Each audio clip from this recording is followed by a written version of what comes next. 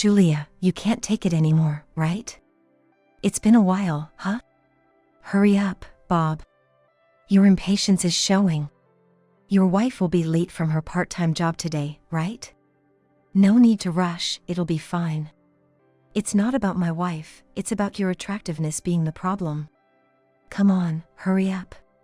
As I listened to the disgusting conversation between the two, I secretly filmed the affair from the shadows of the garage. Unaware that I had left work early due to feeling unwell, my foolish husband Bob was truly clueless. Even with the affair happening right before my eyes, I remained calm. Because I had long been aware of my husband's infidelity. Slowly rising to my feet so as not to alert them, I blocked the garage entrance with a pole I had prepared in advance.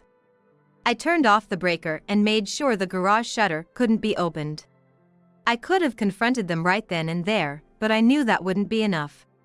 So, I immediately contacted someone. Bob. I'll make you regret deceiving me. With quiet anger in my heart, I began my revenge. About 30 minutes later, I called my husband. After 3 rings, he answered the phone as if nothing had happened. What's up? I started feeling sick at work. I'm coming home now. Huh, coming home now? That's not good. What? What's not good? It's nothing, just my end. Are you sure you're okay? Don't rush back, take your time coming home. Okay, thanks. Oh, and I have a sudden business trip and will be away from home. Oh, another sudden business trip? That's tough. Take care.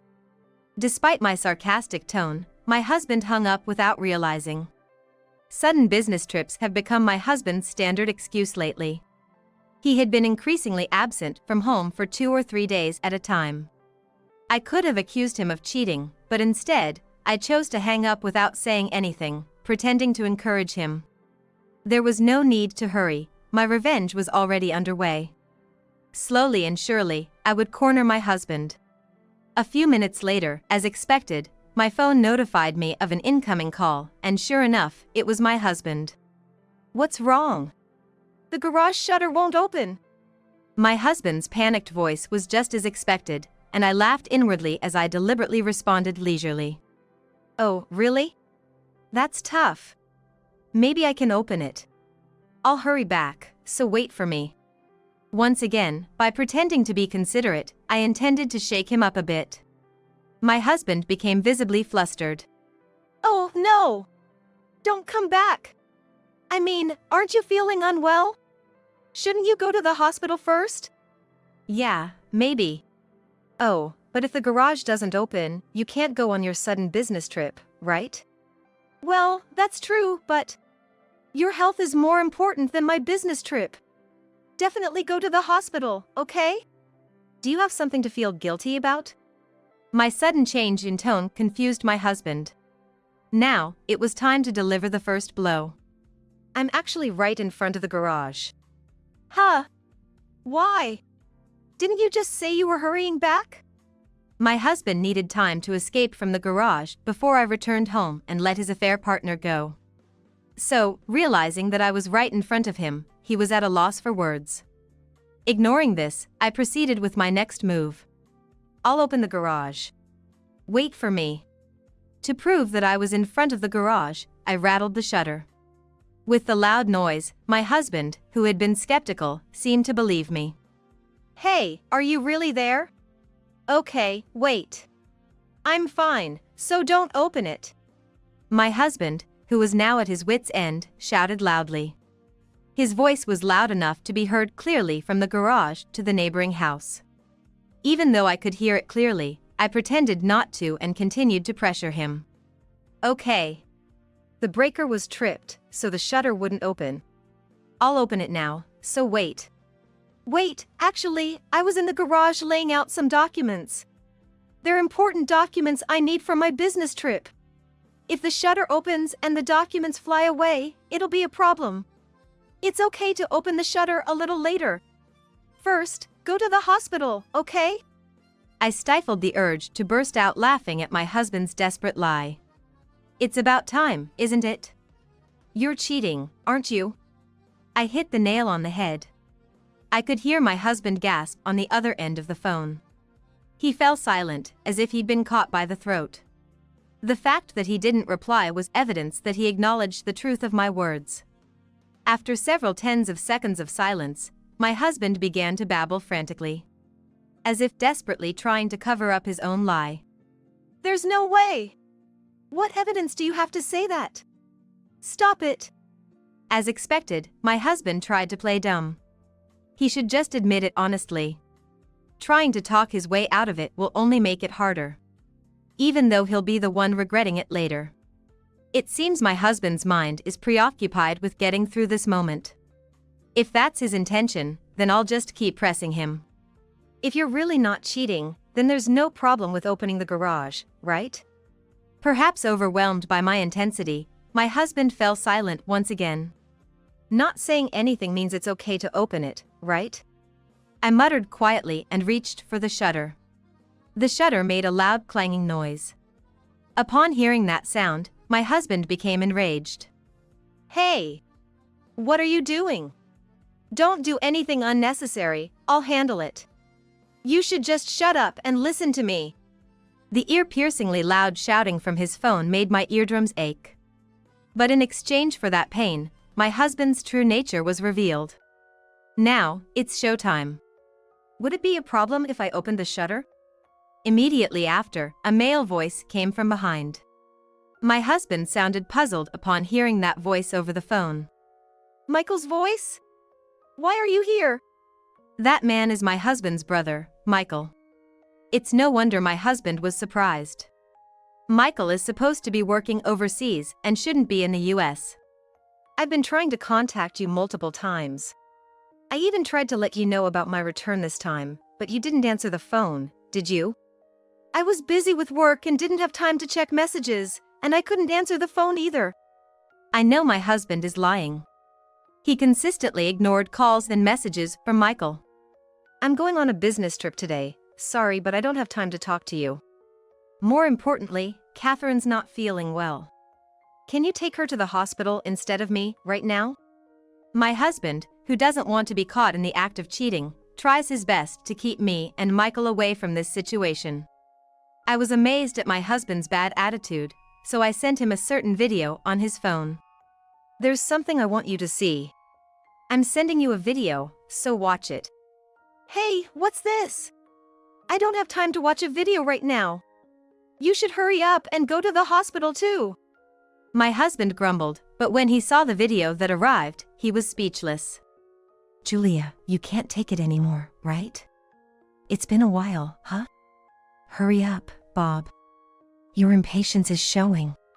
Your wife will be late from her part-time job today, right? No need to rush, it'll be fine. It's not about my wife, it's about your attractiveness being the problem. Come on, hurry up. It was footage of the affair I had filmed from the shadows of the garage about 30 minutes ago. I felt nauseous again as I heard the disgusting conversation. Why is this? I know everything. I was with you two in the garage until just now, secretly filming your disgusting flirting from behind the scenes. Now, there's no escaping it anymore. My husband fell silent, seemingly resigned. Convinced of my victory, I restored the breaker and opened the shutter. Inside the garage were my husband and Julia, huddling together, trembling like frightened kittens. What the hell are you two doing? Michael's angry voice echoed through the garage. My husband and Julia trembled as if struck.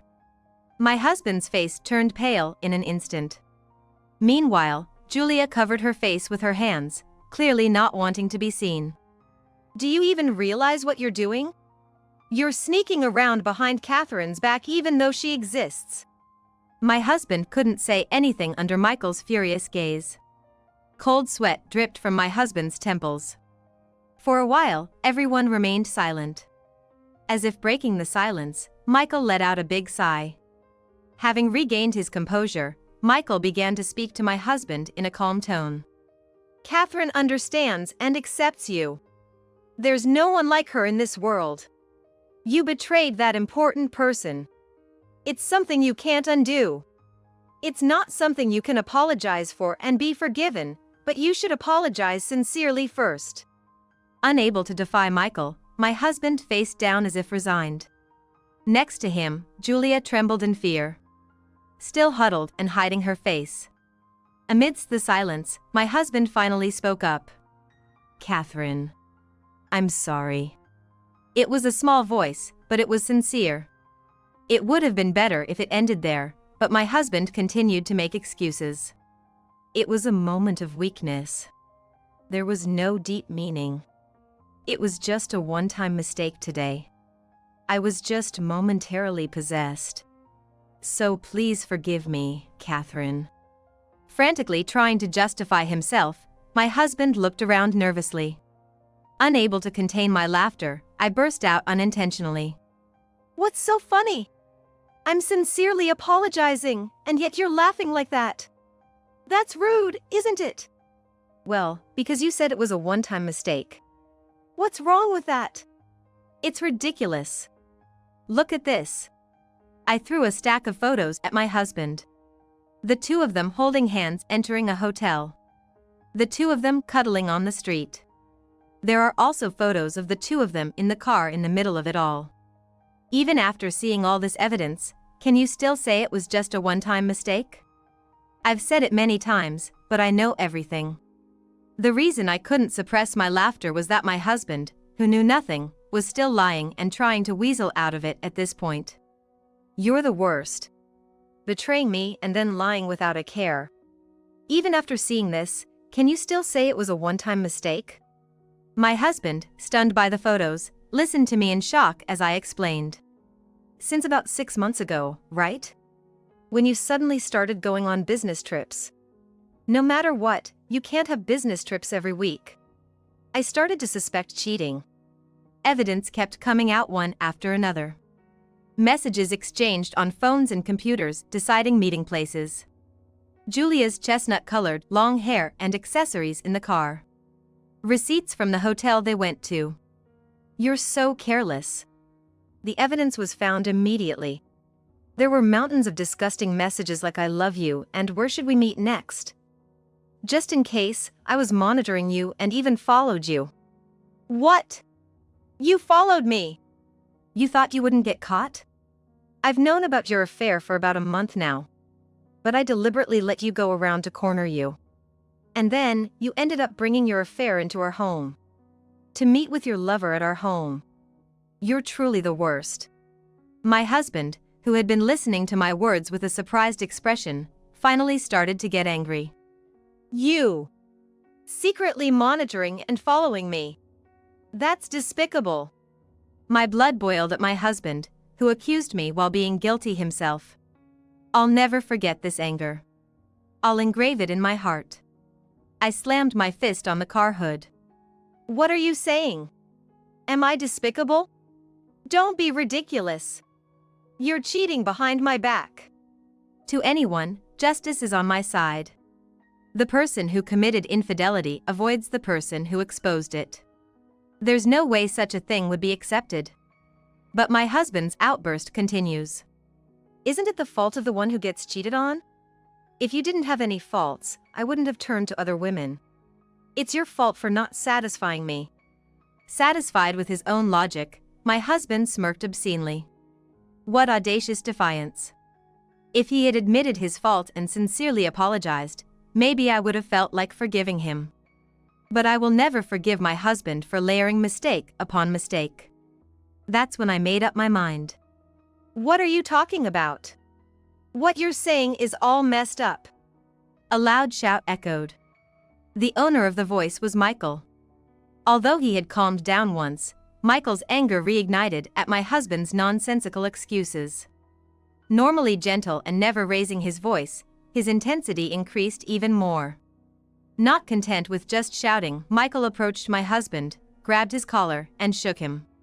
"It's obviously your fault. Blaming Catherine when you're the one cheating. What are you talking about? Both of you ganging up on me and criticizing me, isn't that cowardly? Do you hate me that much?" Cornered, my husband began to blame Michael as well. Although what he was saying was completely off the mark, my husband showed no signs of backing down. My husband has always harbored feelings of inferiority toward Michael, who is far superior to him. So far, the inferiority complex I've been desperately hiding has finally burst out uncontrollably. Hey, Michael, you've always been sarcastic. You look down on me for my poor results in studying and finding a job. My husband spits out humbly, his face contorted. It was the first time my husband showed his true feelings. I also wanted to be born as talented as you. So, I worked hard in my studies. I finally managed to get a job at a big company, chasing after you desperately. I thought I've finally caught up.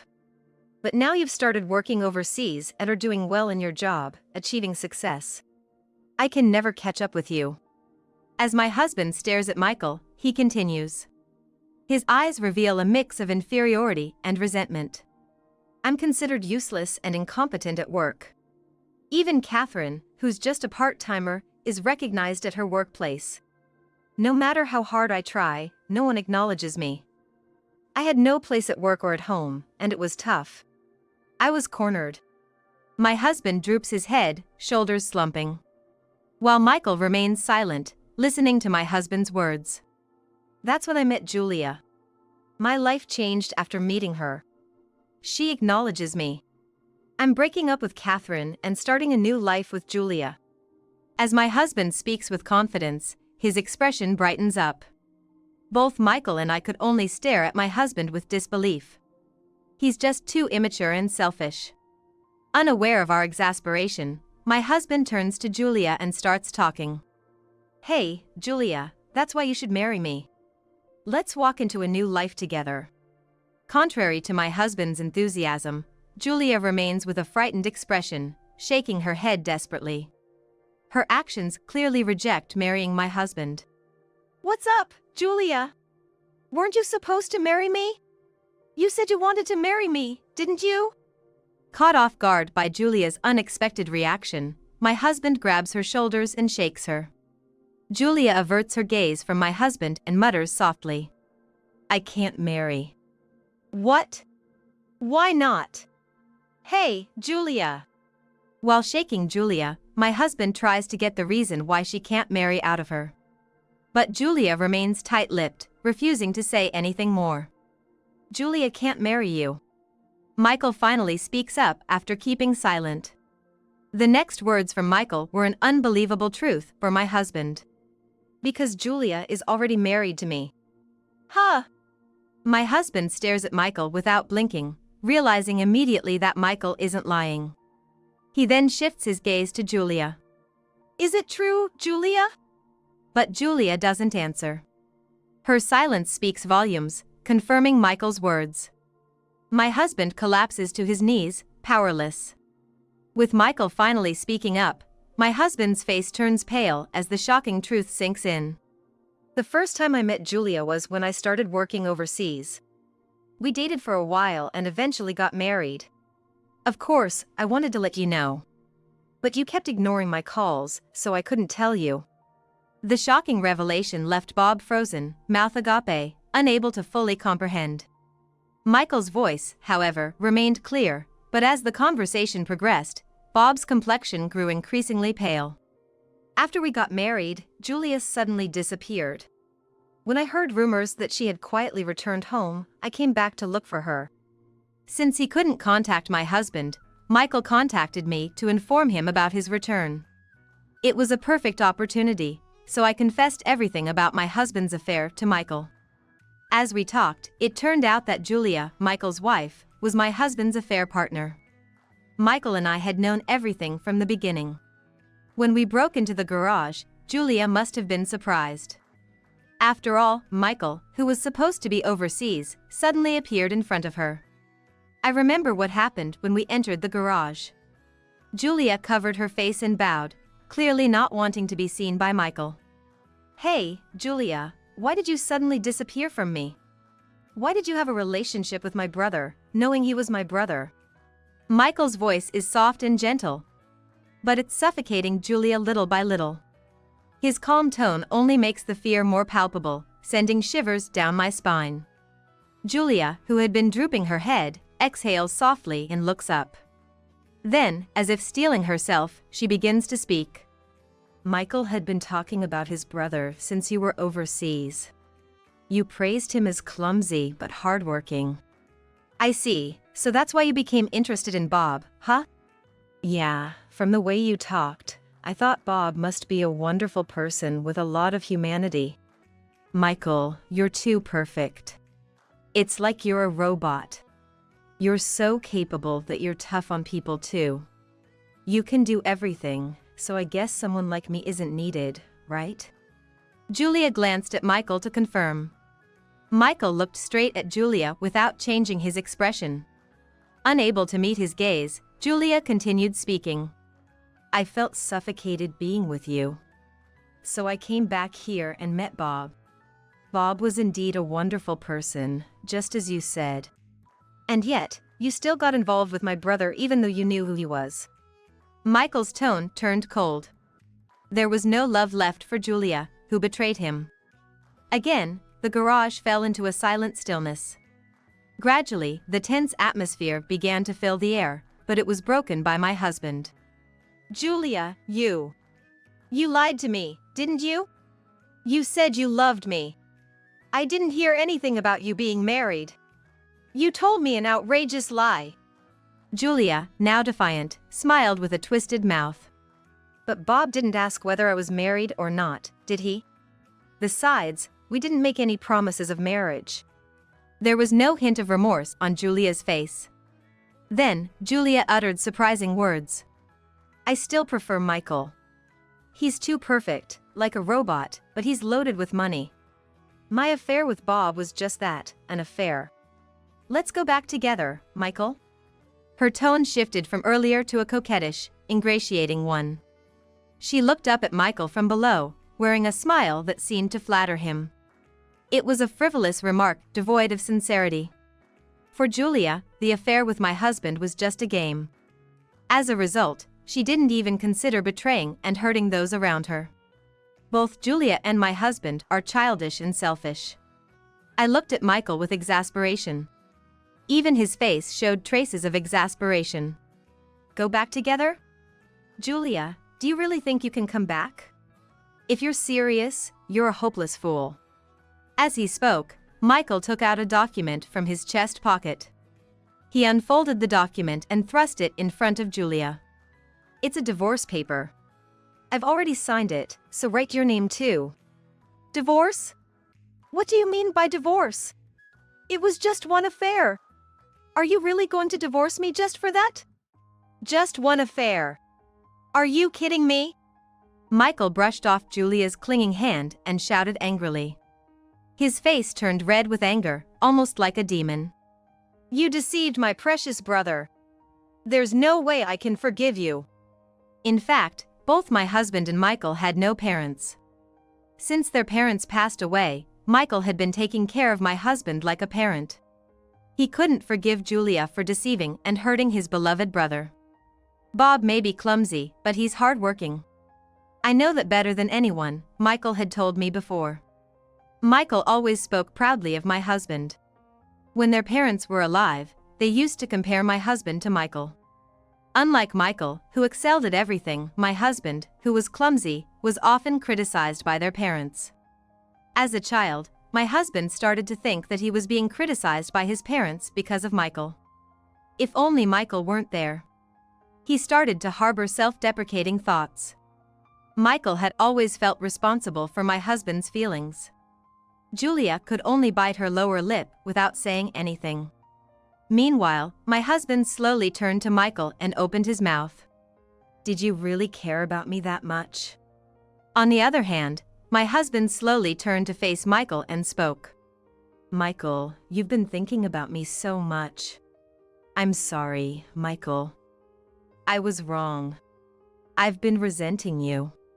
I always thought you looked down on me. I'm really sorry. My husband apologized deeply to Michael. Bob, aren't you apologizing to the wrong person? Reprimanded by Michael, my husband trembled as if struck by lightning. My husband's gaze met mine slowly. His eyes showed no traces of the immaturity or selfishness he had when he piled up excuses. It was a gaze of genuine remorse for his actions. It seemed that Michael's genuine feelings for my husband had changed him. My husband also apologized deeply to me. "Catherine, I'm sorry." His apology was sincere and heartfelt. "I understand.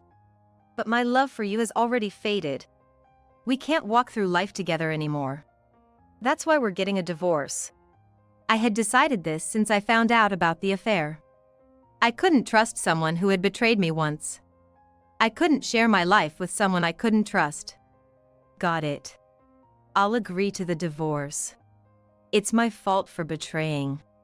My husband nodded slowly to show his repentance.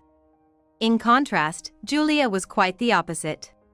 She seemed unwilling to agree to the divorce, clinging desperately to Michael despite being treated coldly. "It's my fault. Please forgive me." She repeated her apologies, regardless of appearances. Tears streaked down her face, mascara running, foundation peeling off, giving her a frightening appearance akin to a character from a horror movie. Despite Julia's desperate pleas, Michael's demeanor remained unchanged. He glared at Julia sharply, as if driving a stake through her with his sharp eyes. "What you've done is unforgivable. My intention to divorce hasn't changed. If you understand, then disappear from my sight." "No. I absolutely refuse. I won't accept it." Julia screamed as she got into the car and floored the accelerator. With a loud and ominous noise, the car began to speed off. A jarring sound echoed as the car crashed into the shutter almost immediately. When my husband and I entered the garage, the shutter had been closed again. Despite the car crashing into the shutter, Julia kept the accelerator floored. Julia, in the driver's seat, continued to mutter something absent-mindedly with a vacant look on her face. "What the hell are you doing, Julia? Hit the brakes. Julia! Stop!" My husband and Michael rushed to the car, desperately trying to stop Julia. But Julia, in her daze, didn't hear them. She continued to floor the accelerator. There was a horrible sound of the car colliding with the shutter. "Catherine, we can't stop her. There's nothing we can do. If the car breaks through the shutter like this, someone might get hurt. Call the police." Later, the police who arrived managed to stop Julia's rampage. Although the loud impact drew nearby residents, thanks to the swift response of the police, there were no injuries. I heard later that the neighbors had reported it. Today, my husband was shouting so loudly that it could be heard clearly in the neighboring house, but apparently, they had heard it and were keeping an eye on the situation. I'm really sorry for causing trouble. At the same time, I realized the importance of connections with people like this. As for Julia, she has no experience of working properly. She's crying to her parents and currently living with them. It seems she's working herself to the bone while being watched by her parents. My husband, awakened by Michael's words, says he wants to start his life over. His serious efforts now are a perfect match for the words Michael used, clumsy but hardworking. "Catherine, I'm really sorry about what happened with Bob and Julia. It's my responsibility that they turned out like this. I don't expect you to forgive me, but that's the way it is." Michael apologized to me again. However, both Julia and my husband are adults now. They should take responsibility for what they did themselves, and Michael bears no responsibility. They should understand that if they act according to their desires, they will hurt those around them, and ultimately, it will come back to them. I still can't bring myself to forgive my husband's betrayal. But I'm glad he's admitting his actions and facing himself. Humans aren't perfect, and it's natural to make mistakes. Just facing oneself, admitting mistakes, and being able to change is also part of being human. This applies not only to my husband and Julia but also to me. Now that we're divorced, there's plenty of time. I'll also face myself and start my second life.